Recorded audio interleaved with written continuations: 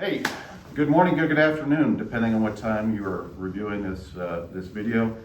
Chief Gonsalves and I decided to postpone our normal commander's call until next month because of some of the issues we got going on with COVID. We want to reduce the risk of spread, but we wanted to touch base with you to kick off 2022, and we also wanted to say goodbye to some valuable reservist 513th members that have been here for a while. So first up, I want to make sure that we all say goodbye in our 513th fashion. First to Chief Glover.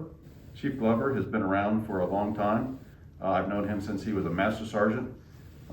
He's impacted me through my development. I know he's impacted a lot of airmen in the 513th.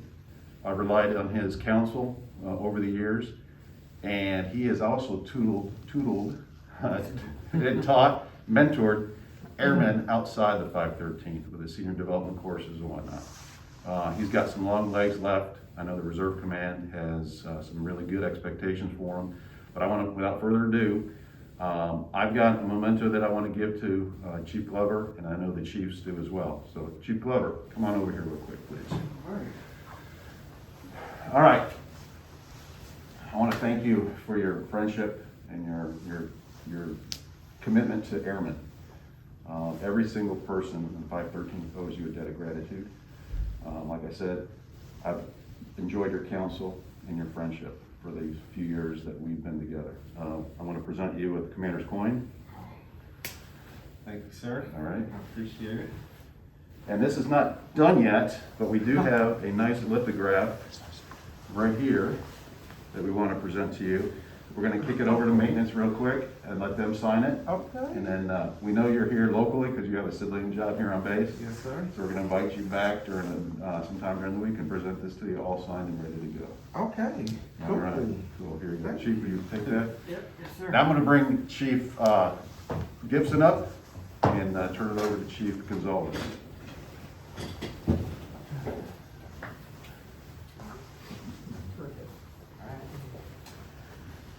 Chief Glover, what can I say? It's been, how we've known each other for what, at least 10 years now? At least, yeah. At least, kind of like Colonel Mattey said, I've known you since you've been a Master Sergeant. We worked over maintenance together. You have mentored me more than you know. When I was a first sergeant, when I've been a chief, I mean, I bounce things off you all the time. You've been there. You know, it's words can't express my gratitude for everything you've done for me, for everything you've done for the group. You've mentored and grown hundreds and hundreds of airmen throughout the group, not just maintenance, but ops. I know Chief Gibson probably feels the same. You've done for the command, you've done so many things. Chief Orientation Course, Chief Leadership Course, I mean, and like Colonel Mattey said, you've got long legs.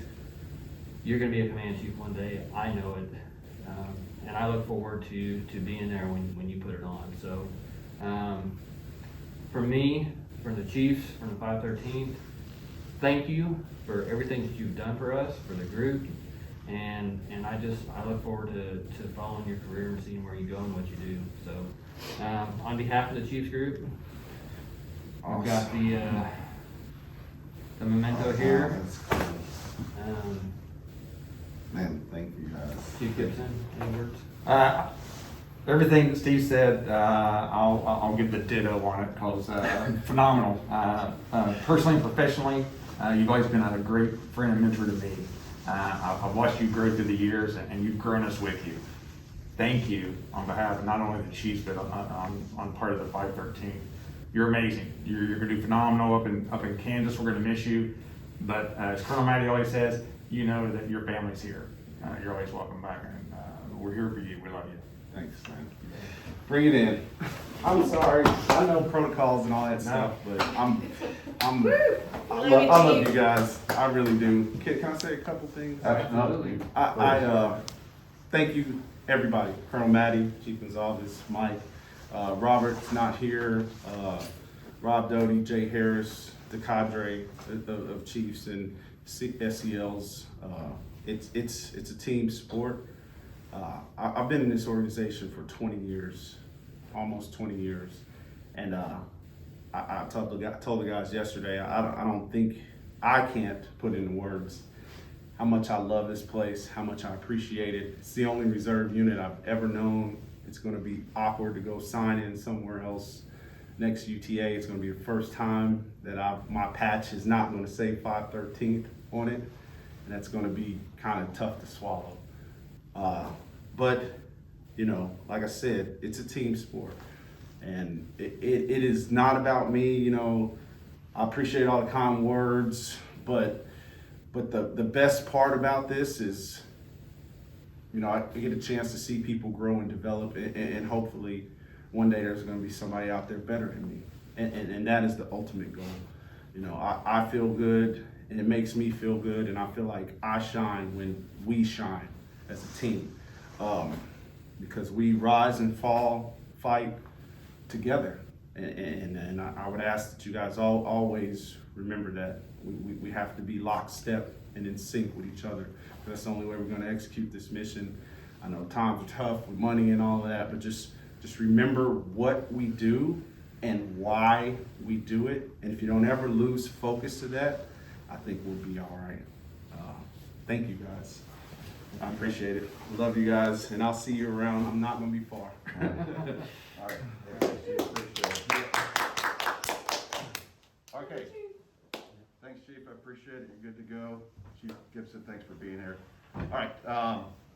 Just want to do one more final thing. I know time is of the essence, and we'll do a lot of that, more of this at the commander's call, but I do want to go over 5 focus areas that we're going to concentrate on for FY22, calendar year 22, okay?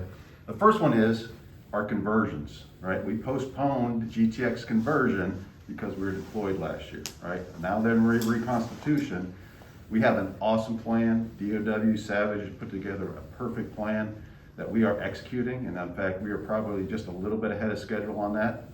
It is a testament to the 970th, the DOW shop, and all the airmen that know their jobs and know how to get after every single training event.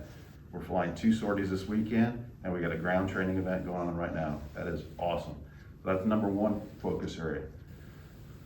Focus area number 2 kind of dovetails into that, and that's funding, okay? No bucks, no buck riders. I told folks when I took command here in 2020 that we would see some constraints put upon us, some things we can control and some things we can't. And the funding is something we can't control.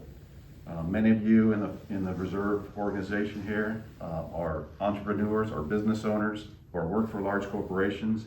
And just like the economic cycles and just like business cycles that ebb and flow, the same thing happens in the DoD budget, right?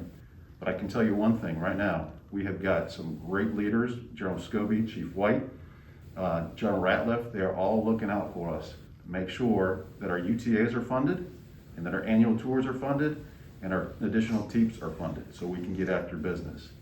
The discretionary stuff, on the other hand, we're working our butts off to make sure that our expenditures don't exceed our budget. That may put some TDYs at risk. It may not. We're going to do our best to make sure that we lower our expenditures to make sure we can get after training, okay? The third thing is IMRs, right? Individual mobilization requirements.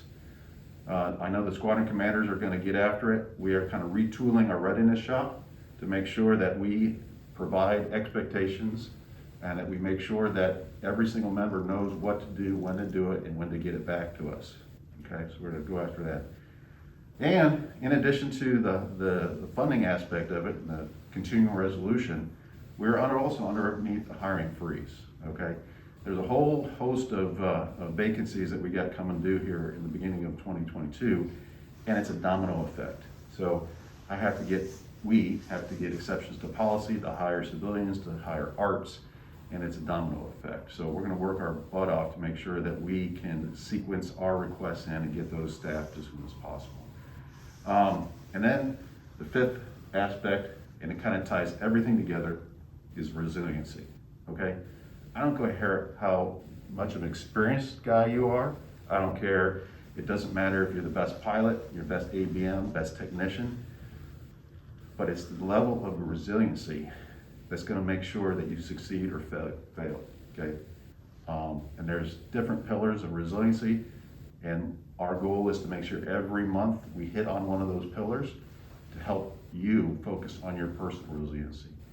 Because it's not about the organizational resiliency as much. Our resiliency as a 513th depends on every single airman out there. And then we're gonna work our butts off to make sure that we can enhance that and give you the tools to make sure that you guys are ready to go to be able to operate under stress and bounce back, okay? So those are the 5 things we're gonna work on for FY calendar year 22. Chief Glover, again, thank you for what you did. We look forward to hearing your exploits. We have 2 more farewells that we're gonna talk about in the February drill. Colonel Ann Ridlon is going to Air Staff on the REXS. Her main job is gonna be focusing on plans and strategy for the Reserve Command for the future years. What a great achievement for her to be selected, and the background that she brings to that staff is gonna be phenomenal. Colonel Rob Zeese is headed down to Robbins, Georgia. He's gonna be our AWACS FAM, and I tell you what, we are lucky to have an experienced crew member, an experienced AWACS bro at that level. He's gonna be quintessential into developing UTCs, UMDs for the future of the 513th, okay? So we'll talk more about that in February. In closing, I wanna tell everybody out there that, and express to the chief and at squadron commanders and the senior enlisted leaders at every squadron, the amount of trust that we all have in you to make sure that we're executing the mission appropriately. General Scobie, General Ratliff expressed that same amount of trust all the way down to you guys. And like I said, I'm here all the time. If you guys got any questions, please work it up through your chain. If you see me in the hallways, pull me aside. You know, one of our most precious resources is our time. And I want to make sure that we spend that resource on our airmen. So without any further ado, we're going to close this video and we'll see you back in person in February. Take care.